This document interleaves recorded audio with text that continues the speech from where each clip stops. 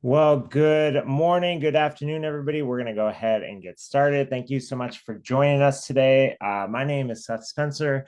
I'm the Teach Climate Network coordinator for Climate Generation, the host of this professional development workshop series for educators. This is workshop number 4 out of 9, and I am thrilled that Christina Kwauk, the research director from Unbounded Associates, is joining us today and will be presenting on green jobs and green skills. If this is your first workshop with us, Climate Generation's mission is to ignite and sustain the ability of educators, youth, and communities to really act on the systems that perpetuate the climate crisis. We believe we're going to do this through three overarching visions of overcoming science and climate disinformation, really making sure that we're centering all of our work in anti-racism and systemic equity, and really important now, just really personalizing and localizing that climate change action. So with that, I'm going to stop talking. I'm going to go ahead and turn it over to Christina. Thank you so much for being here. Thank you so much for having me. I'm going to share my screen. Just give me 1 second to pop it over here. All right, I hope you can see that. It's a pleasure to be here with you all today. I love talking about green skills and green jobs, and you're going to see how I can geek out on this. And if I get too geeky on it, please interrupt me, ask a question, ask me to come back to, ground level, and I won't be offended at all. Um, so we're here to talk about green jobs and green skills, and especially how we can. I think the overarching theme of this talk is dispel myths about green jobs and green skills, and really make the opportunity that we have in front of us as a global society and as for our economies, the opportunity we have to really help drive a green and just transition to a more inclusive and sustainable future. You probably are all here because you've heard about, you've heard different estimates or different numbers out there about, the millions of new green jobs that will be created as a result of the transition to renewable energy and a greener economy. But what does that mean for students who are seeking ways to engage in meaningful climate action, especially those who really see this as something that is important to them, acting on climate? And how does this then affect the way we as teachers, as educators, should be teaching foundational knowledge and skills, or what kinds of opportunities should we be providing to them?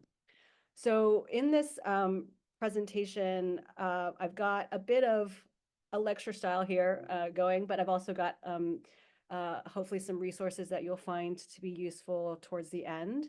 But I wanted to start off by asking you all first what you think are green jobs, or what kind of jobs do you think of when you hear that word? There is a Menti here, and I'm gonna see if this works. Oh, nope, no, it doesn't work. Okay, hold on. Let me go back. Sorry. Going back. I figured that I knew how to do this, but it looks like I don't. So if you want to go ahead and jot down this code or do a QR code, and go to menti.com or menti.com, you'll see that question there. And supposedly a word cloud is supposed to start up here. 1 second. Let me see if I can get this going. If I do it like here. Oh, yes. Okay, that's where I have to click. Okay, so go ahead and click the code. So there's a code 13613181. And my colleague Anna Petty is here with us today too, joining from Unbounded Associates, and she's kindly put the link to the chat, or to the link to the Menti in the chat. Thank you, Anna, for saving me there. But yes, what do you all think of when you hear this term, and what jobs?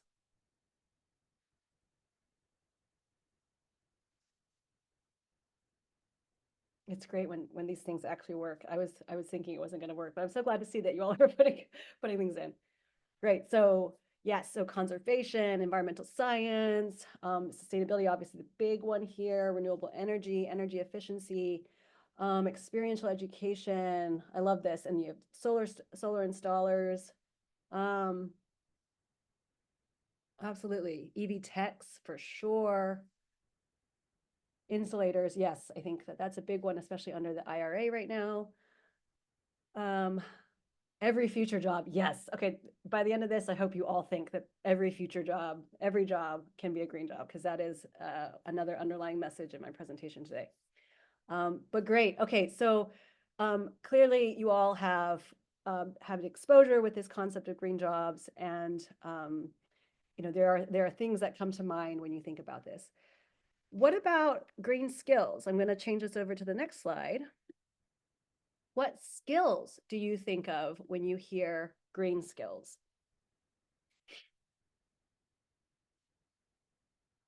Oh, sorry, and I think you should be able to click on the next on your Menti by going to the next one. I see some folks have found it. Great.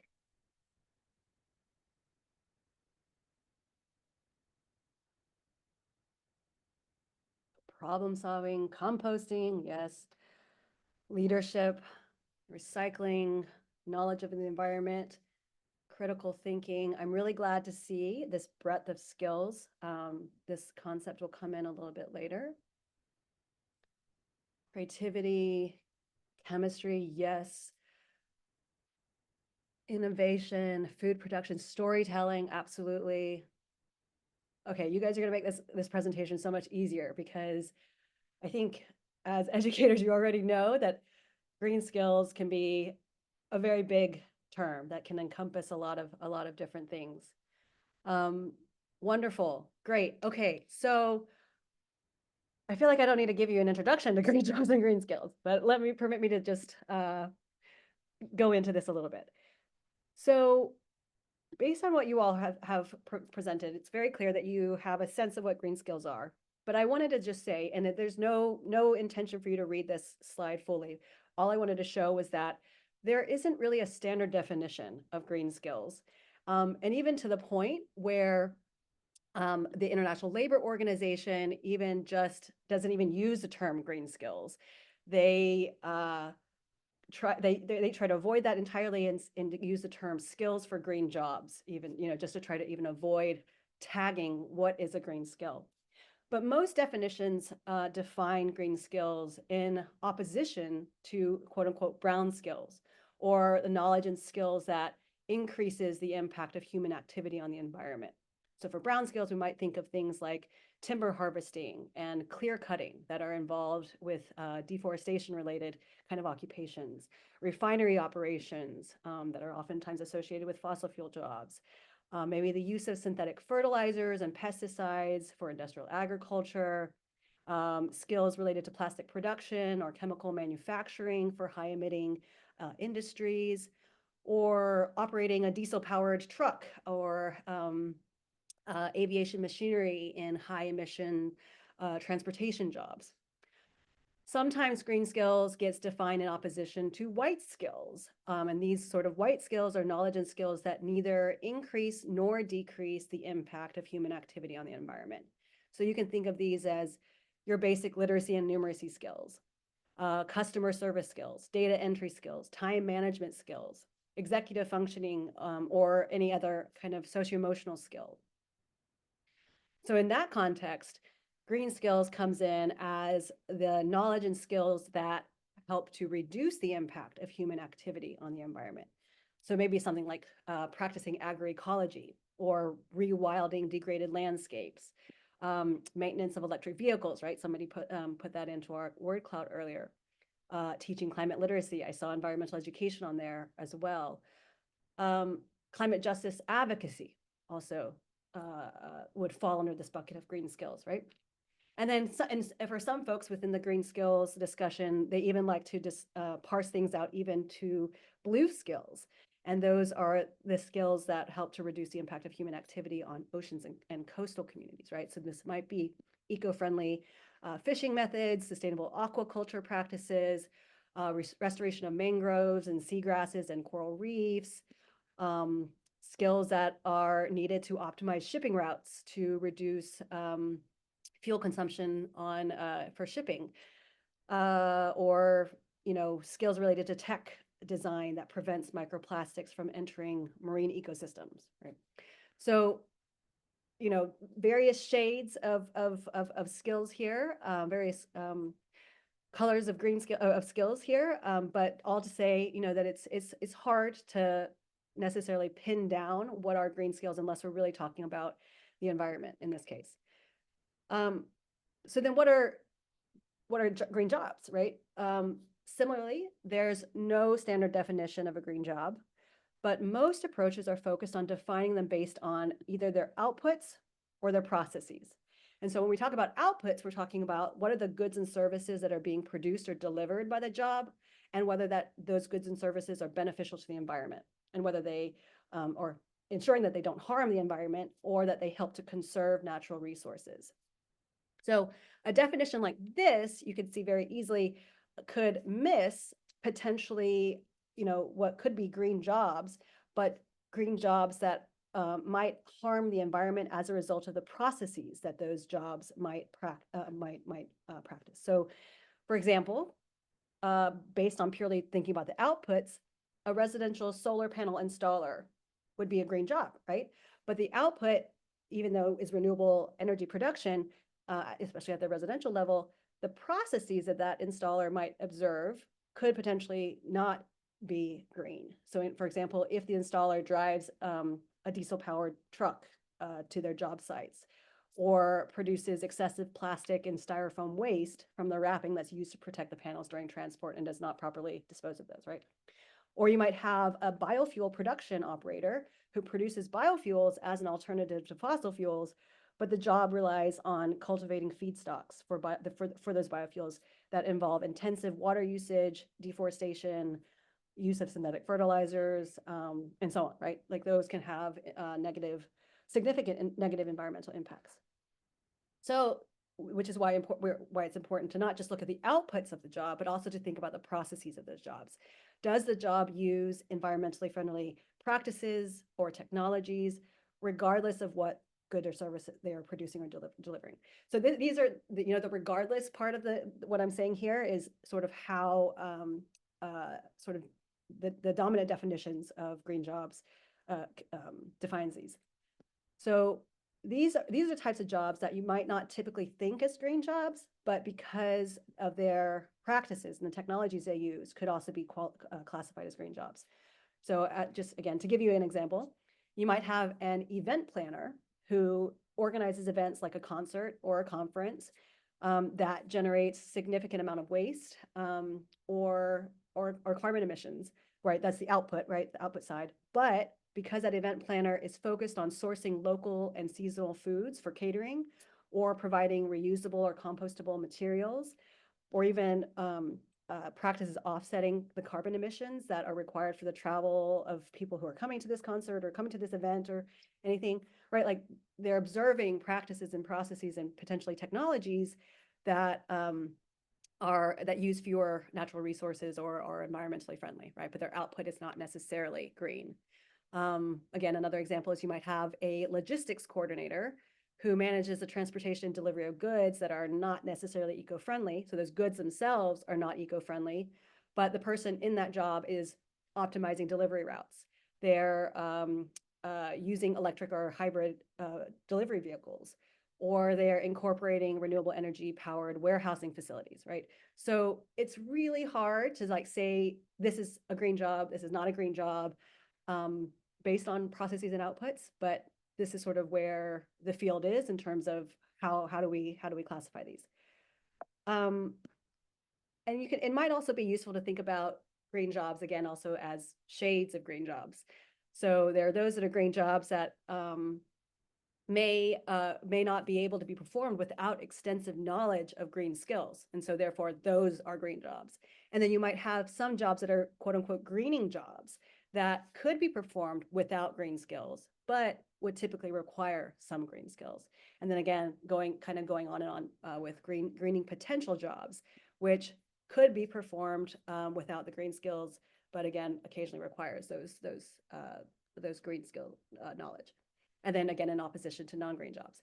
So I'm going through this kind of, not to like, again, here's where I geek out on this. These are the ways that researchers are trying to understand what are green jobs, How do we measure them? How do we know where they are? Who's getting them? And this has tremendous implications for how we as teachers and educators, how students think about the green economy and the relevance of that green economy to them in their lives and what they need to do in order to get them, right? So I think it's important to recognize these nuances, but really the important part of this is understanding how these definitions define how we measure things, and then therefore how we're tracking all these things. Because in the larger scope of things, when we talk about the green economy and transitions to the green economy, our focus tends to be on closing the emissions gap, right? We need these green jobs so that we can fuel the transition that's needed in the economy and reduce our emissions. But a lot of that is dependent, in order for us to have those green jobs, a lot of that is dependent on whether or not we can close education and training gaps, and particularly education and training gaps that themselves might be driven by inequality gaps. And so I'll get into this in terms of, why is this important and what does this matter for students? So again, thinking about how decision makers and especially, those decision makers that are thinking about the economy and where resources go, they're talking about how do we reduce the emissions gap? So if for those of you who might not be familiar with the emissions gap is basically the trajectory of greenhouse gas emissions under a business as usual scenario, and then where we need to go, where we need to reduce those in order to achieve our climate goals, right? And the gap between that is, how are our different kinds of interventions and mitigation strategies and going to reduce that difference? When we're talking about the education gap, we're talking about what are our current levels of skills, knowledge, climate literacy, green skills, sustainability competencies. What is that trajectory of those skills under under an education as usual scenario? And then what do they need to be at in order for us to achieve this green transition, right? In order for us to ensure that we have a workforce that can fill the green jobs that will drive the reduction of the emissions gap. Oftentimes, however, we're not considering whether, what those inequality gaps are when we're talking about education gaps, the education gap.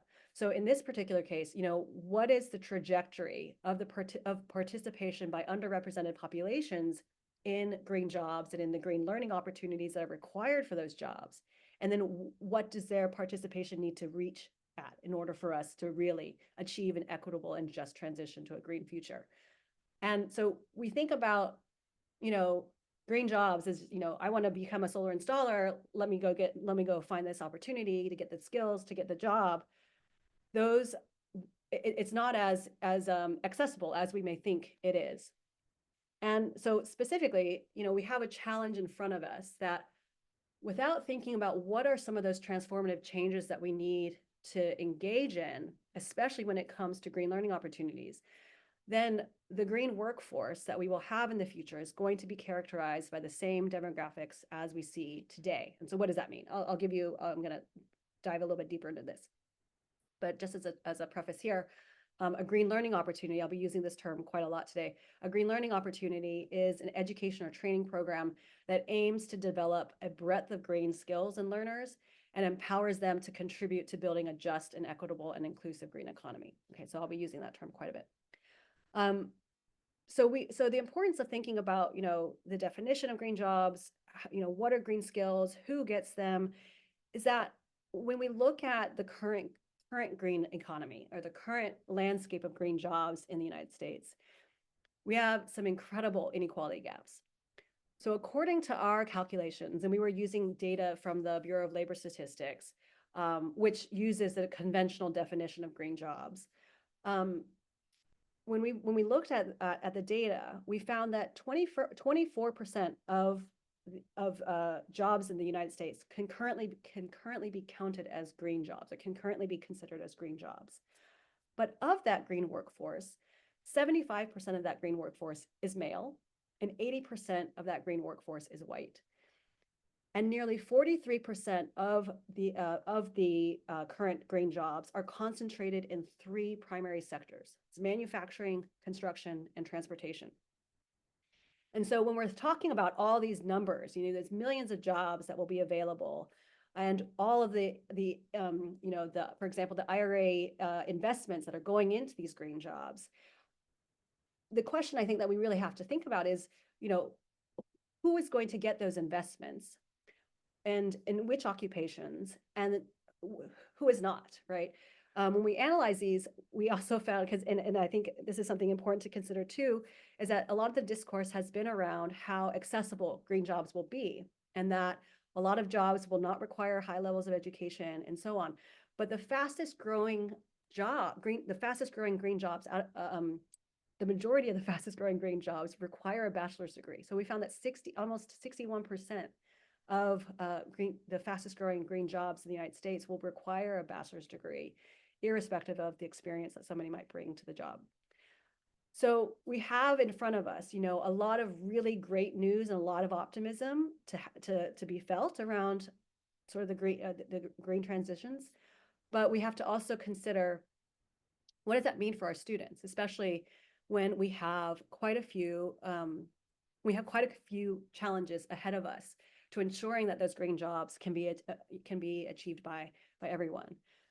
So in particular, some of the work that my colleagues and I have done at Unbounded was to really try to understand what is that landscape of green jobs and what's preventing us from ensuring that transitions to green jobs is an equitable and just one. And we found that there are 3 critical gaps in front of us today. And one of them is the green jobs gap, the green skills, and the second one, the green skills gap, and the third one, the green learning opportunities gap. And I'm just going to briefly go through this just to give you a sense of what are the challenges and what are the issues that we're facing today. And really don't expect you to be able to read or see this graph in particular, but just to give you a sense, right?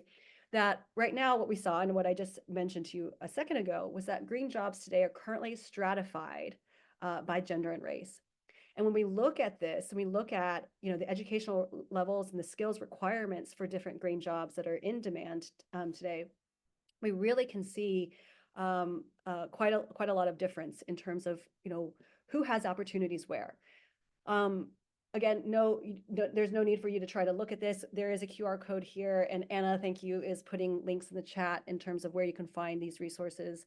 But the main idea here is to just understand that when we look at the trajectory between the educational requirements, the skills, and who is getting these jobs, we're essentially reproducing the gender and racial stratification of our current non-green job occupations, right? So we're seeing, for example, that Hispanic and Latino populations, that almost 40 or 50% of the Hispanic and Latino population is in the field of construction laborers, and those fields are also well below the national median in terms of wages, whereas other fields that will require, other green jobs that will require a bachelor's degree, their representation is significantly underrepresented, right? So basically the point here is to just say the stratifications that we see in non-green jobs is being replicated in green jobs today. And then when we think about, okay, well, if that's the case today, what about tomorrow? Do we have an opportunity to change that landscape tomorrow? Perhaps the not so great news is that, at least according to the data that we have today, when we look at the fields of study that are required by the most in-demand green jobs, these fields of study are not being pursued by underrepresented and underserved populations, especially in sort of the non-traditional, or I should say, especially in the historical occupations that they're currently prevalent in. So just as an example here, we have a heavy representation of women who are in the education and educational instruction and library sciences in terms of their fields of study, which have very few currently identified green jobs where green job support and investment is going to, in comparison to 9% of women, for example, in fields of study related to installation, maintenance, and repair jobs that are receiving majority of the funding today in terms of supporting the green jobs transitions. And then the last gap that I'll talk about is the green learning opportunities gap. And so again, my colleagues and I, we looked at mapping where are the green learning opportunities across the United States where are they located, and are they located, what is their proximity to historically disadvantaged communities? And so we overlaid two different databases to see, and this is just an example for the state of Kentucky. And this is also, looking at a representation of the green learning opportunities. It's not all green learning opportunities, but what we from our representative sample, it was very clear that communities here, you can see in the pink shaded areas of Kentucky, which maps along the Appalachian area of Kentucky, are very isolated in terms of their opportunities to gain skills in that are related to green jobs compared to other parts of the state. So again, just a note on kind of the challenges that are ahead of us when we're thinking about how do we get our students these jobs. And with that challenge, I think we also have an incredibly important opportunity. And that opportunity is essentially to strengthen and support this green learning opportunities network across the country, across our counties, across our cities, to really close those education and training gaps, and especially among historically and underrepresented populations. So the next part of my presentation, I wanted to kind of dive a little bit into, how can we better ensure that youth are centered in our green career and green job discussions? Because you're probably here because you know that there is some interest among your students, you know that this is important for them, but there's a big gap in terms of providing those opportunities and providing those skills. And so how can we do a better job of this?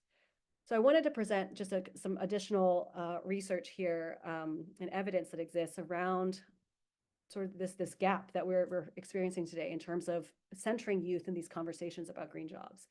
So we know recently from some global discussions and global research done by the World Bank and from other studies, there's so many great emerging studies elsewhere as well, but young people feel really strongly about climate change, but they don't feel like they can make a difference.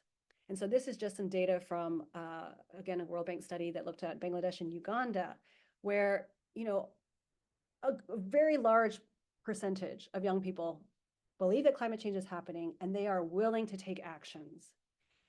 But a very small percent, or in Uganda, at least 55%, and in Bangladesh, only 32% could actually answer basic questions about climate change.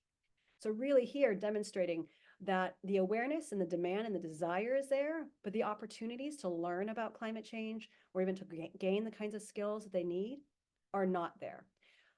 And another thing to point out too is that I think we also have a big task ahead of us to really, again, dispel these myths about what green jobs are and what green skills are. Because in the same study, 73% of youth believe that it's impossible to get a green job without STEM skills, which I hope by the end of this presentation, you will realize STEM skills are not the only skills out there that are required for green jobs. Right? So there's a lot of misperception and or myths about what green jobs are and what green skills are. And I think we have to tackle that. And so, what are some of those barriers? So I just talked about some of these normative barriers, right? Some of these normative barriers are things like perceptions and attitudes and beliefs about what green jobs are and what green skills are. A lot of that is also shaped by gender norms and stereotypes. And so even prevent some populations from even thinking about, do I want to get a job here in this sector? Do I want to get a job in this other sector? So we have a lot of normative barriers that are, in the way of centering young people in our conversations and in our actions around green jobs. And then we also have a lot of structural barriers. So these structural barriers are things like the green learning opportunity deserts that exist around the country, around the world, in terms of access to green skills. We think about regulatory environments, especially for younger people who are in the position to maybe even bring an idea to life in terms of a climate solution, in terms of becoming a young green entrepreneur, for example, gaining access to capital or just being able to take action on an idea that they might have. And here, just to give you a sense of some ideas, And this is based on some work that Anna and I did together with our partners at Chemonics International. We looked to try to understand, how are young people being supported in bringing to life a green future for society. We found that not a lot of youth-initiated initiatives are being supported by adult-led organizations. And in the opposite case, it was the adult-led organizations that had youth-centered programming or that facilitated the development of a youth group that got support. Right. So this is where we distinguish between primary initiatives and secondary initiatives. So we found that young people who are starting their own initiatives, right, the primary ones, are not receiving the financial support from institutions. So we found that only 40% of youth-led initiatives, these primary initiatives, were receiving financial support from institutions, whereas 75% of youth-centered initiatives that were started by adult-led organizations did receive funding. And then when we look at, how did, what's the people power behind it? What's the human power behind these initiatives? We found that, quite a lot more of youth-led initiatives, so the primary initiatives, were using the power of their peers to engage in their activities, whereas only 20% of youth-centered initiatives that were facilitated by adult-led organizations were relying on peers, right? And really just the power of their peers. And then again, on the financial side, we found that 70% of the youth-led initiatives, the primary initiatives, were relying on crowdsourced financial support, whereas only half of the secondary initiatives or the youth-centered initiatives were having to do so, right? So again, we have quite a challenging structural environment when it comes to really supporting young people to lead the green futures that they want and to gain access to opportunities, including the skills that are required to really see those visions come to life. Okay, so the last part of my talk here is, okay, given all of that, given, the research side of things, the evidence of how green jobs are currently being distributed today, how they're being accessed, what can I do as an educator? And I think the first thing I think we can do is for ourselves to begin thinking about green skills in a very different way. And here, it was very clear that you already are. So not something that a new thing that you have to do, but really maybe own this a little bit more. And this was very clear by the word cloud that you all populated. And that's thinking about green skills as a breadth of skills. And so it's not only those skills for green jobs, right? That a lot of the examples that I gave you earlier were very specific to specific kinds of jobs. And so these are the specific capacities that somebody might need in order to execute a certain kind of job. And so whether that's care work as a caregiver, coding within a computer science oriented green job, or construction within a sustainable construction oriented job, for example, right? So those are just those very specific skills. Then we also have to think about sort of what we call the green life skills. And these are, you maybe even think about them as the quote unquote white skills that I had showed in a previous slide, but we like to call these life skills as opposed to white skills. But these are our generic capacities. So these are those cross-cutting life skills or socio-emotional skills that can contribute to greener ways of thinking, being, and doing. So a lot of you said critical thinking and problem solving. There's also teamwork that's important.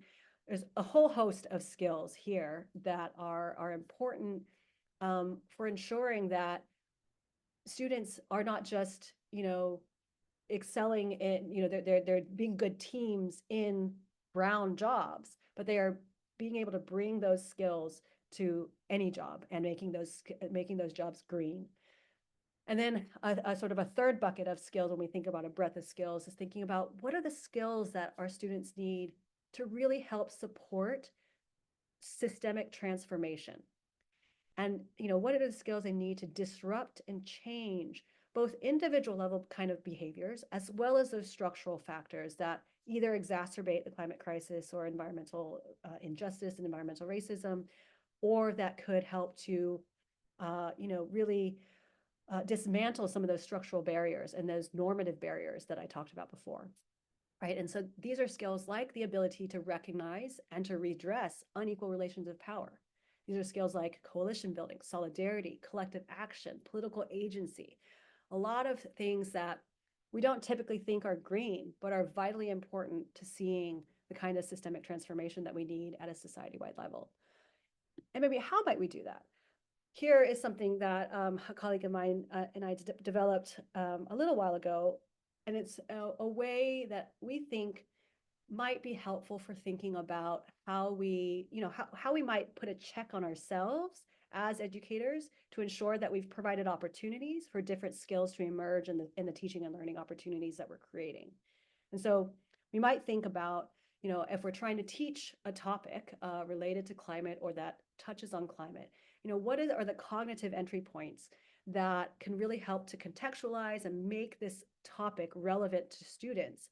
And how might that, build some of the more specific skills, maybe more specific knowledge about, specific job areas or specific kinds of actions that are needed, and really develop some of those more technically oriented or ones that might be a little bit more technical in nature.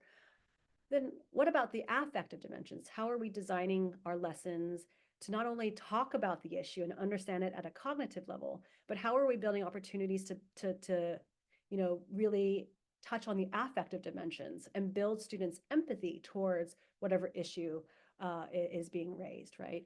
Whether that's, highlighting stories and news videos that allow your students to understand how that event or how a job might affect people's lives, and really build on some of those socio-emotional and those generic, green life skills that we were talking about earlier. What about the existential dimensions? Are we providing opportunities in our learning and our teaching to really get students to, perhaps challenge their thinking about how the world works, challenge their ways of living and being, their values, their beliefs, their worldviews, so that they can begin to develop some of those critical skills, some of those potential skills that are required for systemic transformation and green transformations. Perspective taking is a hugely transformative skill when it comes to whether we're trying to sell something, negotiate something, cooperate on something, right? And so, how might we build those opportunities for really engaging in some of the existential dimensions of whatever we might be teaching? Then ownership. Are we building in opportunities for students to really build a personal connection and a commitment to that issue so that they feel that they can do something, right?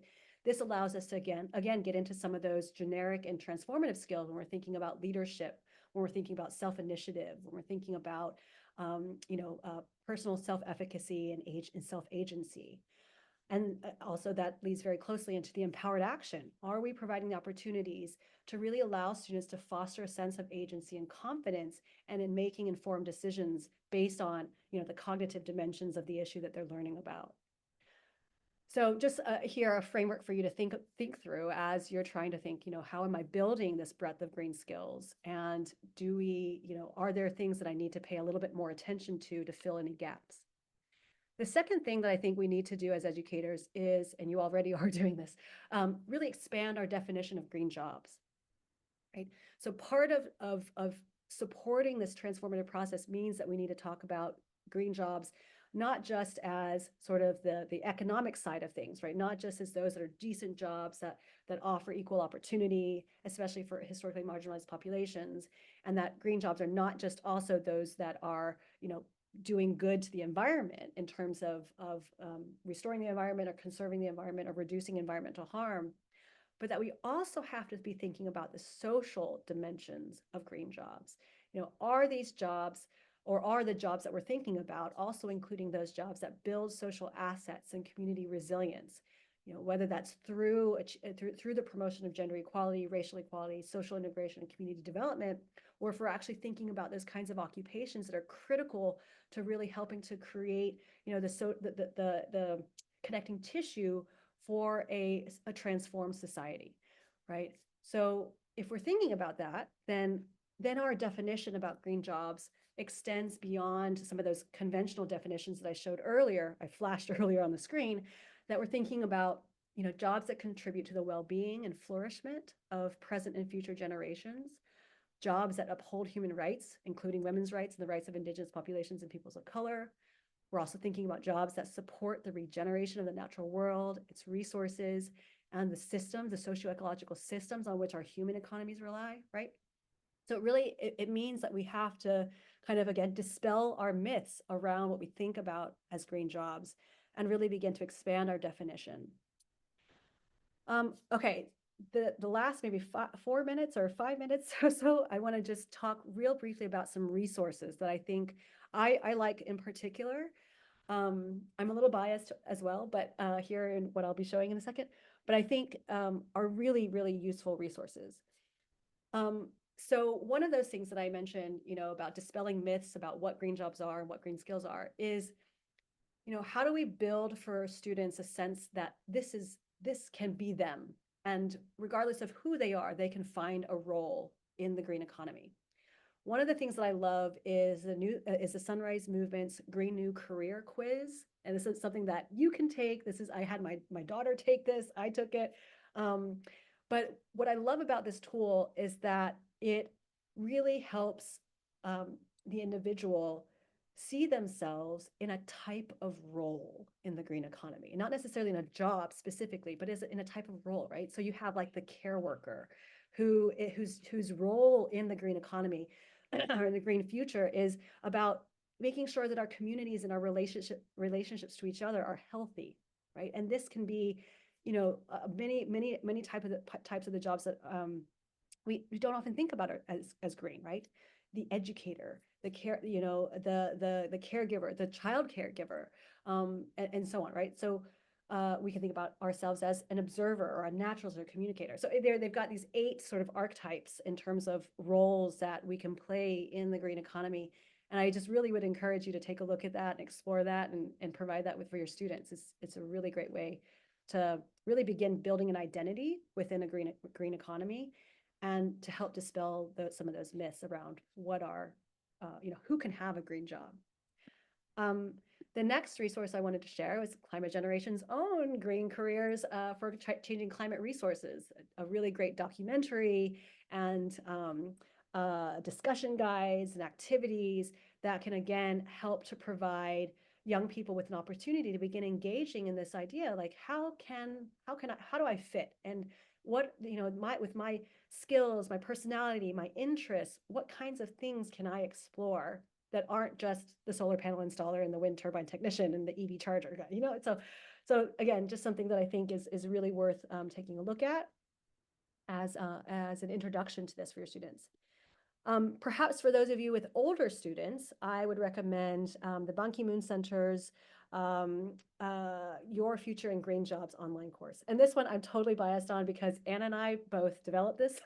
So we are very, very, very biased here. But I think we did a good job. So in this online course, it's targeted primarily at older students, young adults, but I think it's still quite accessible for high school students and maybe even, your advanced middle school students as well. But there are 6 modules in this course, and it's an online course. And I think a lot of what I discussed, but in a much more accessible way for young people, is, what are green jobs? What are green skills? Who has them? And you get to hear, there's a virtual green career fair. There are some stories of real young people with green jobs, real young people who have started green entrepreneur or green enterprises, activities to really think through, like a visioning board, that allows the learner to really think through like how they see themselves in a green economy. So a lot of what I provided earlier, but in a much more accessible way to learners, and a much more relatable way for learners as well. So I just wanted to leave that all. I'm surprised I was able to do that in 40 minutes. But just, again, wanted to leave you with this closing quote that, we're at a point where I think for young people, a big part of what we see with emerging climate anxiety and with climate grief and just, climate concern, there is an opportunity here that we can cross paths with that, those emotions and those feelings with an opportunity to do something. And for President Biden, this was something for the launch of the American Climate Corps. This is really a case where our conscience and our convenience can cross paths. And so I think that's the job we have ahead of us. And I hope that this gives you all a sense of kind of what the task is ahead of us, as well as a little bit of more technical knowledge, probably more than you wanted, on green jobs and green skills. Thanks. I look forward to any questions you might have. Wonderful. Well, thank you so much, Christina. Yeah, and at this point, we can definitely open it up for questions. I know there were some folks that wanted to come off mute. I also have some questions written down that I saw come through, but maybe we'll start if anybody wants to come off unmute or just throw a question there, but I'll make sure all those that had previously been posted will be connected. Yeah, Joe, did you want to check in? Yes, I am very happy to be with you and your teaching associates today. I am a Black climate tech entrepreneur, and as I put into the chat, I'm interested. I'm already trying to be engaged with high schools, one here in Columbia, South Carolina, and one in Philadelphia. And my interest, and I would hope that you would modify your strategy to include outreach to climate tech entrepreneurs and companies to see if they like myself would be interested in relating to high school students and potentially engaging those students in projects that we happen to be doing in their particular community, as I am. So my question is, are there resources to cause such engagements to take place? And while I mentioned Philadelphia and Columbia, South Carolina, as the two places that I'm currently seeking to collaborate with high school students, I would hope that your strategy would also include trying to develop resources that would help entrepreneurs like myself engage with high schools and other schools that are in places where they're active. That's great. I mean, that's awesome. I would love to learn, maybe at a different time, but I'd love to learn what is your climate tech enterprise and just be able to learn from you on that. Well, I've included a link to my website, and you should feel free to take a look at that in the chat. But what I'd really like you to do is to help me find resources that would help us support and engagement of high school students in some of the stuff that we do. One high school, for example, has expressed an interest to actually have us demonstrate the kinds of crops that we grow to capture carbon dioxide on their campus. And there are others, there's other relationships that we'd love to have as well. Yeah, that's awesome. I think perhaps what, if I could comment on that, just from my own, and I bet others teachers here in this call will probably also have really great ideas, much better than mine. I think a lot of what you're saying, I think it boils down to relationship building with the school county systems or with schools themselves and leaders of schools. But the additional element that I think maybe you're also talking about is how to facilitate that relationship and how to bring, the real world examples and lessons that you are doing in the field into the classroom via learning lesson plans or connections to existing lessons that teachers might be engaged in. And I think that itself, I haven't seen, other than things that have, okay, maybe, no, I lied. So I have seen some initiatives that are attempting to bridge, for example, schools to like solar, if schools have gotten solar panels installed on them, to also include sort of guided, facilitated curricular activities so that students are not only seeing that their school has solar panels, but having an opportunity to learn, what is renewable energy? What is— Well, I would encourage you to reach out to foundations and nonprofits that are seeking to educate and uplift, particularly students of color. and see if there's some resources that could support demonstration projects. Yeah. I was very fortunate to, with an organization I think that may still be around called encore.org, to be a Purpose Prize winner several years ago. And I think they have funding that might help to engage people like myself in working with students, particularly in communities that are at risk. So I think there's resources out there. I hope that part of your strategy would be to identify them. And then more importantly, I just happened to be on this call because of my particular interest. I would hope that you would conduct an outreach to climate tech entrepreneurs and see if they might be willing to, I don't know, do a fellowship or something like that that would engage them with, with high schools and grade schools and other schools, particularly in at-risk communities, so that those youngsters that have the least likely chance to consider a career in the green economy can do so. Yeah, it's great. Absolutely. Yes. Thank you. Yeah, thanks so much, Joe. Definitely if there are other questions, but I know one question that kind of came up that I saw a few different kind of comments on is, Christina, I'm wondering if you have any thoughts on, as we're making another transition, if there's any advantage to reframing green skills and green jobs with that terminology for educators. Do educators need to think about how do we actually frame it in more of just like a regular skill that's going to be successful, or should we still use that term? I'm just kind of thinking like, Yeah. if that's something that's going to be a struggle for educators to get across or get through their school district, or yeah.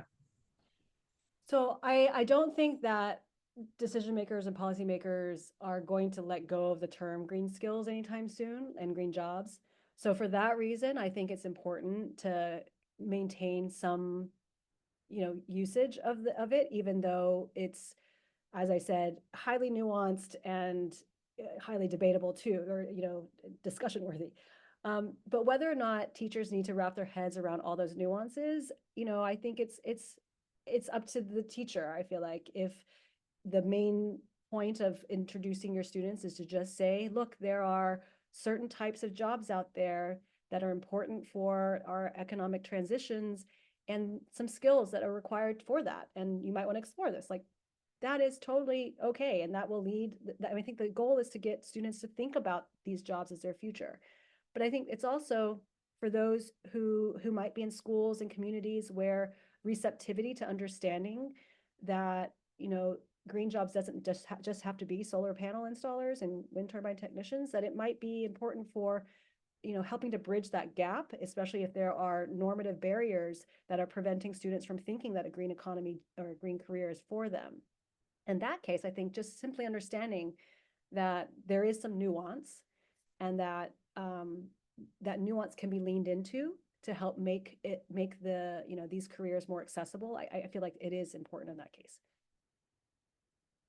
Yeah, but great question. I mean, I know it is very much a researchy kind of thing to get into that nuance, but I do feel like it could help, could just help make it a little bit more accessible for young people. Wonderful.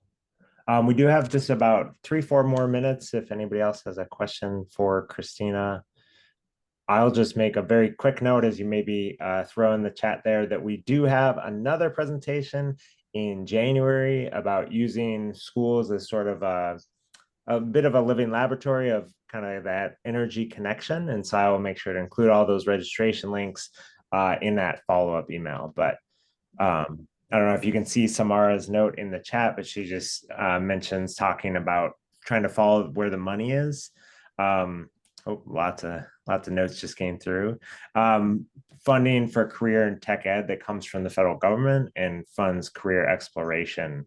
And so I think a similar kind of note that some school districts maybe already have that support, but it's again just finding those connections and relationships. Well, I have a question. I would like to give thank you, Christina, for very wonderful presentation. So you said like 70% of US workers are male.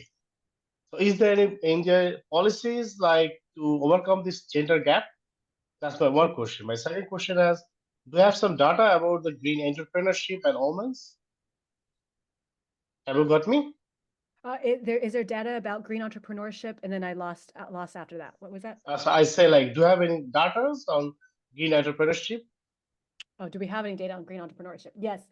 Yes. Okay. So in terms of the first question, I mean, the graphs that I presented are merely illustrations of the current state of the green economy. And I think that, while we have, at least in the United States, lots of targeted efforts to increase diversity in certain occupations, my sense of the green job discussion is that it has not necessarily benefited from conversations around, how do we make sure the green jobs are diverse, diverse and, representative. It is sort of, if you think about phases of things, and it's sort of in the very early phases of, let's just get everybody to think about green jobs. And then hopefully with more advocacy around how there are inequality gaps within green jobs, we will see targeted efforts to ensure that there are, equitable representation of different populations. But I haven't seen that be a very targeted thing. Most investments has been to sectors and, ensure that there are, representation and opportunities and internships that allow pipeline, entryways, but it's not to the level that you would hope it would be. And then Okay, the data on entrepreneurship, green entrepreneurship, it's funny you say that, because I was just having a conversation yesterday about sort of the energy sector, and I think if local business, departments of commerce are not collecting data on whether or not an enterprise is green or not, it's very hard to collect data and understand how many, what percentage of enterprises are green or not. And I think that data collection is very variable right now. So it's hard to understand what is what is a true representation of green enterprises and green entrepreneurship around the country or around the globe. So it's a data collection issue at the moment, and I think we've got a sense, but it's not as comprehensive as it could be until your business registrations are collecting that kind of data. So it's a little uneven right now. Okay, thank you very much. Well, thanks everybody. We're coming up on the hour. I see that Joe has one more question, so I'll turn it over to you, Joe. But we'll stop recording in just a minute, and just want to thank everybody for joining us, and hope you have a great rest of the day. But yeah, Joe, I'll turn it over to you for the last minute or so. Yeah, thank you very much. I won't be long. I would hope that as you review what's in the chat, that those of us who've expressed an interest in collaboration, maybe you could set up a call with us in the coming weeks, and we could explore how we might work together. I noticed somebody from Minnesota was there, and there could be others that have some thoughts and maybe resources. I have some ideas where funding might also come from. I think there's an organization at encore.org that might still be around that I've been funded through before that might be interested. So I hope that there'll be some sort of a implementation or advancement effort that follows this call today that you might help to lead. And again, my contact information is in the chat. I would be glad to be part of that. Thanks, Joe. Thanks. I don't know, Seth, if there's a way to save the chat. I haven't been able to look at the chat. Yeah, no worries. The chat is saved, and I will try to piece out some of those emails that folks would be kind of interested in chatting about, and I can share all that, maybe facilitate that conversation. Well, at this point, we are at the top of the hour. And so, Christina, thank you again so much. Thank you to everybody for joining today, and hope to see you in the future. But I will send out the recording probably Monday or Tuesday, and have a wonderful rest of the day, everybody. Thank you so much. Thanks, everyone. Great job. Bye.